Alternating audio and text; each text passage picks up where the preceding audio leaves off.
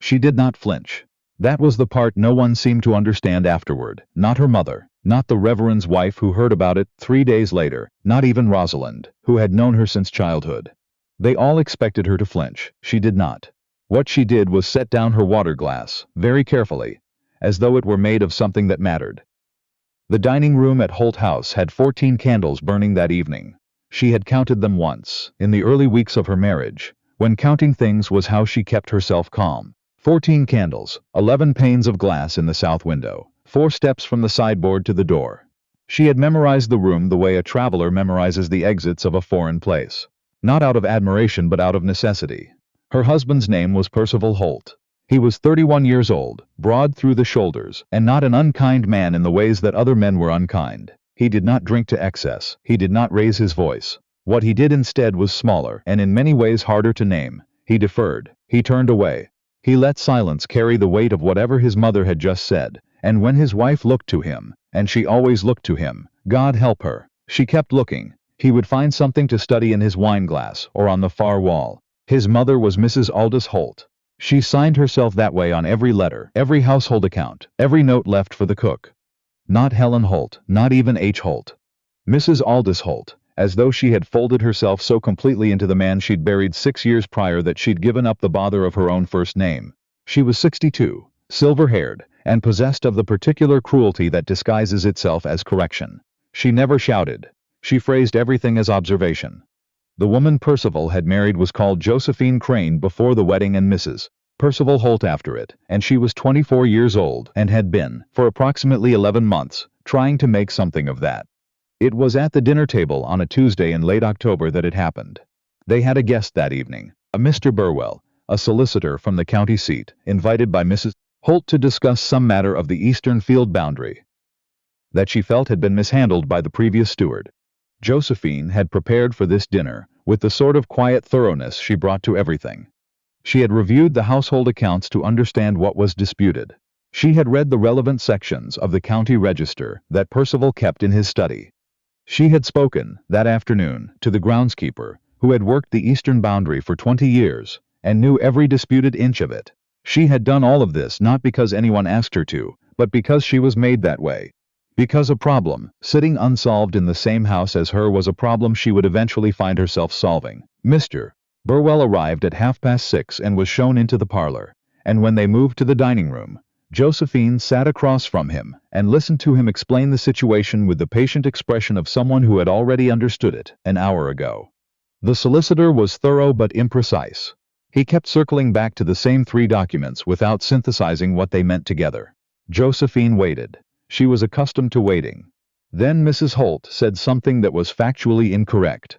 A misreading of the Northern Survey line that would, if accepted, concede more than was necessary. It was a small error but a consequential one, and Josephine thought of the groundskeeper, of what he'd told her, of the old stone marker he'd described at the fork near the stream. She said quietly, "I believe there may be another reading of that survey, Mrs. Holt. The marker at the stream fork would suggest the line runs some 30 yards further east. Mr. Dunning mentioned it this afternoon." Mr. Burwell looked at her. He looked genuinely interested. What happened next took perhaps 4 seconds. Mrs. Holt smiled at Mr. Burwell as though Josephine had not spoken. Then she looked at Josephine, not with anger, nothing so visible as that, and said, in a tone pitched just below the candle smoke, "Percival always did have a weakness for pretty faces. One overlooks a great deal when a woman photographs well." The room went quiet. Mr. Burwell looked at his plate. Percival looked at the far wall. Josephine looked at Mrs. Holt for exactly 3 seconds. Long enough to be sure. Long enough so that there was no confusion afterward about whether she had heard. Then she looked at Mr. Burwell. "The marker I mentioned is referenced in the 1841 notation," she said. "Third column. I'd be glad to show you, after dinner, if it would be useful." She lifted her fork and continued eating. But something had closed in her, quietly, like a door at the end of a long hallway, pulled shut not in anger but in finality. She had known, of course, that Mrs. Holt did not like her. That had been apparent within the first weeks. She had known that Percival would not intercede. Had understood that with the particular sadness of someone who has given a person many chances and recorded the results carefully. What she had not understood, until that moment, was that this would never change. Not with patience, not with competence, Not with the slow accumulation of goodwill she had been building like a woman stacking stones in a field, one at a time, for almost a year. Mrs. Aldous Holt had looked at her husband's solicitor and dismissed her in 4 words, and Percival had watched the wall. Josephine had always believed that people were capable of more than they currently managed. It was one of her most stubborn qualities, and she knew it. She had believed it of Percival when her father first proposed the match. She had believed it through 11 months of small disappointments, each one filed quietly away. She had believed it through the comments about her housekeeping, through the redirected correspondence, through the dinner parties where Mrs. Holt accepted compliments for things Josephine's had arranged. She had stopped believing it on that Tuesday evening in October, somewhere between the soup course and the fish. The conversation with Mr. Burwell resolved in her favor, as it turned out. He consulted the 1841 notation after dinner and agreed with her reading. The Eastern line held. Mrs. Holt thanked him graciously and made no reference to the correction. Percival said nothing. The solicitor left before 9. Josephine went to bed at 10 and lay in the dark with her eyes open for a long time. She did not cry. She was past the part where crying meant anything. What she did instead was think very clearly, which was something she had always been able to do when the noise around her went quiet enough. She thought about what she had, and what she did not have, and what she was likely to have in 5 years if she stayed, and in 10, and in 20. She thought about her father's house 30 miles east, where her younger sister Cora still lived, and where the rooms smelled like cedar and the windows faced a meadow.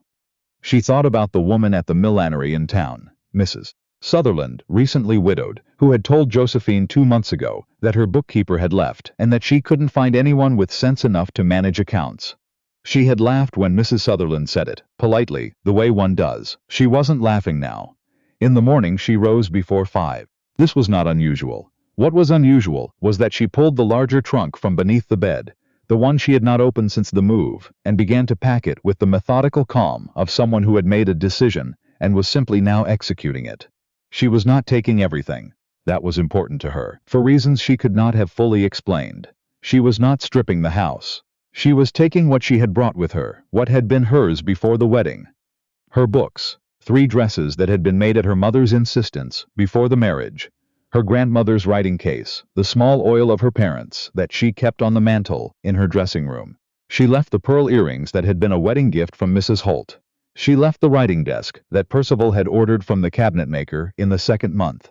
She left every item that could be reasonably argued to belong to Holt House. She wrote 1 letter to her sister. It was short. It said that she was coming and that she hoped to be there by nightfall and that she would explain everything when she arrived. She left it with the morning post so it would go out with the regular delivery. Then she wrote a 2nd letter to Percival. This one was longer, though not by much. She told him the truth in plain language, which she felt she owed him and which she suspected he would find uncomfortable. She told him that she had tried to be a good wife and believed she had managed it reasonably well. She told him that she had watched him fail to be a good husband and that she did not hold it against him as much as perhaps she should, because she thought he probably did not know how to be anything else. She told him she was going to her sister's. She did not ask for anything. She did not threaten anything.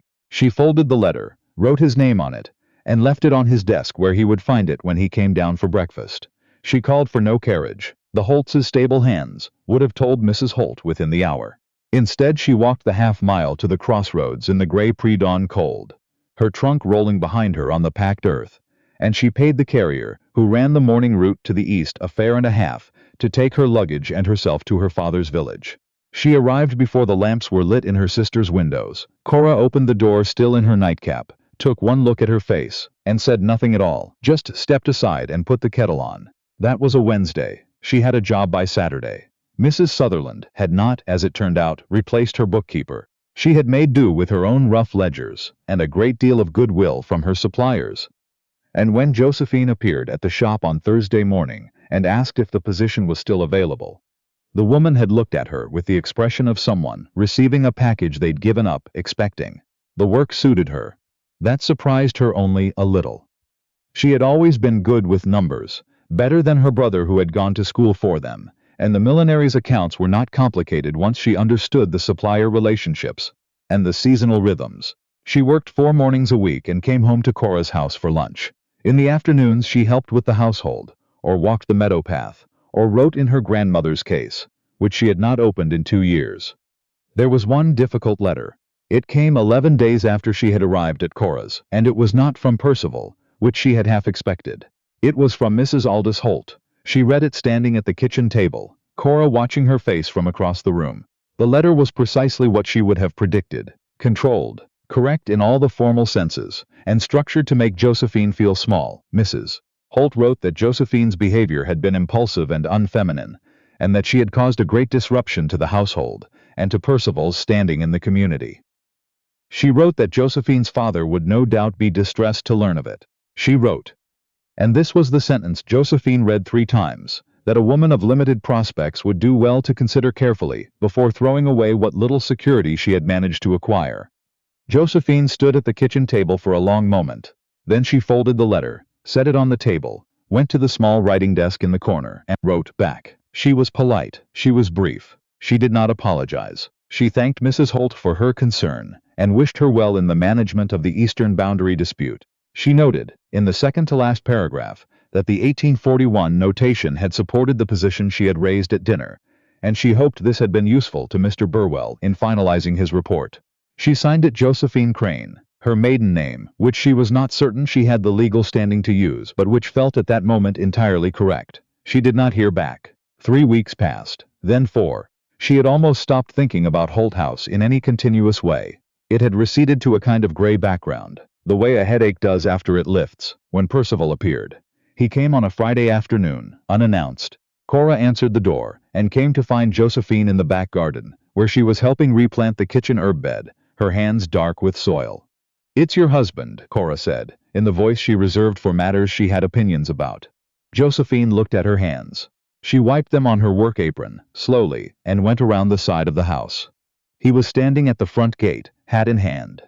Not inside the garden, but at the gate, which she thought was probably intentional, probably the right instinct, and she gave him credit for it. He looked thinner than she remembered, which seemed unlikely in 4 weeks, but was perhaps what happens when a man removes himself from the habits of someone else's competent management, and has to face his own household directly.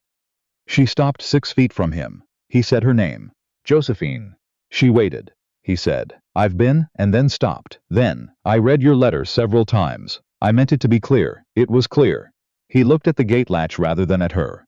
"My mother wrote to you." "She did. I asked her not to." Josephine said nothing to that. It seemed the most honest response. He looked up then, and she saw, with a complicated feeling she could not easily categorize, that he was genuinely uncomfortable. Not in the way of a man wanting to avoid consequence, but in the way of a man who has understood something too late, and is sitting with the weight of it. She had not been certain that was possible for him. She revised her estimate slightly. "I didn't speak up," he said. "At dinner I should have. Yes, I don't have a defense for it. I'm not asking for one." He was quiet for a moment. A cart went past on the road behind him. He waited for it to pass, as though privacy mattered to him now, which perhaps it did. "She was wrong," he said. "It was wrong, and it wasn't how I see you. I need you to know that." Josephine looked at him steadily. She believed him, which was strange, because it would have been easier not to. She believed him, and she also knew that belief was not the same as a reason to return to Holt House, and stand at that dining room table again, and wait for the next Tuesday. "I know what I'm asking," he said. "I'm not asking you to pretend it didn't happen. I'm asking you to let me." He stopped. "I want to do better. I realize that's a small thing to offer." "It's not small," she said, "but it isn't enough on its own." He nodded. He had the look of a man who had prepared for many answers and had chosen the right ones, but had not prepared for simply being listened to. It seemed to unsettle him more than anger would have. "What would be enough?" he asked. Not as a challenge, as a real question. She had thought about this. She'd had 4 weeks to think about it, walking the meadow path, lying awake while Cora's house creaked in the October wind.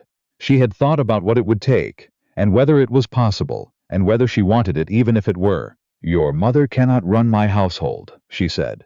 "Not the menus, not the correspondence, not the staff. I would manage those things, and she would defer to me in them." He listened. "You would not allow her to speak about me, my appearance, my suitability, my prospects, in front of guests, or in front of the staff. If she does, you would address it directly." "Yes. And if she cannot accept those terms," Josephine said, "then she should have her own establishment. The Dower House has stood empty for 6 years. It is suitable." He was quiet for a long moment.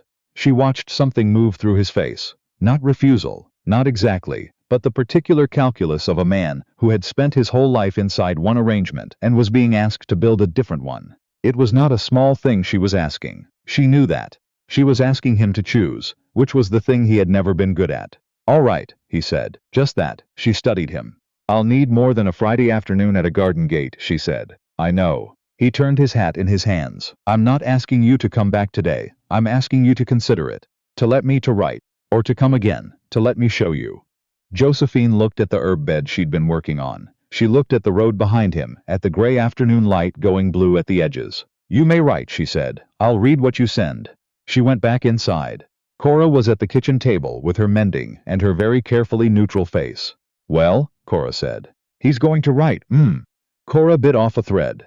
And will you write back? Josephine sat down across from her and picked up the accounts ledger she'd brought home from Mrs. Sutherland's shop. Probably, she said.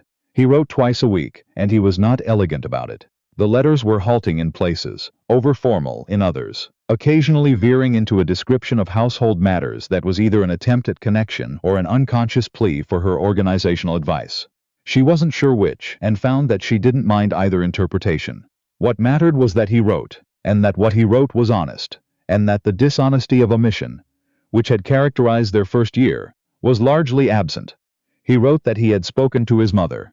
He wrote that it had been a difficult conversation and that he would not pretend otherwise. He did not describe the conversation in detail, which she respected. He wrote that Mrs. Holt had agreed, with some conditions of her own, to shift her residence to the Dower House by the 1st of December. He wrote, in the 5th letter, that the eastern boundary had been confirmed in the Holts' favor based on the 1841 notation. He wrote that Mr. Burwell had credited the resolution to information provided by Mrs. Holt. He underlined by Mrs. Holt, and that Percival had corrected him.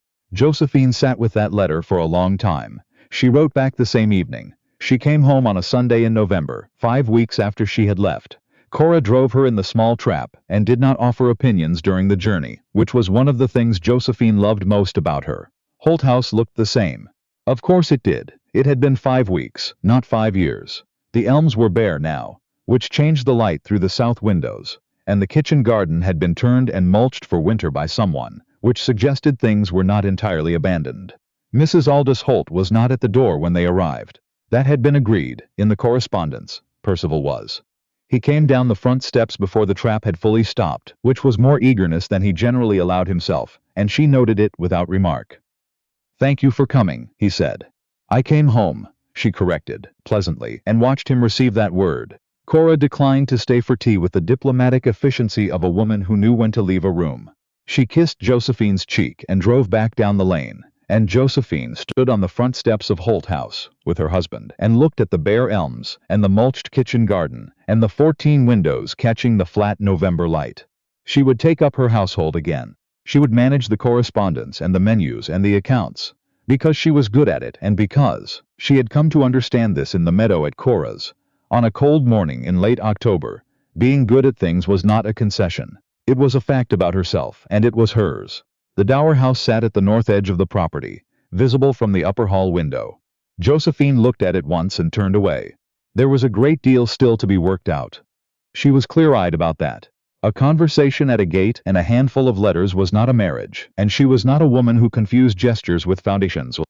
But foundations could be built, if both people kept showing up with their hands ready, and she was willing to find out. She picked up her bag and went inside. She counted the candles out of habit, still 14. She thought she might add some.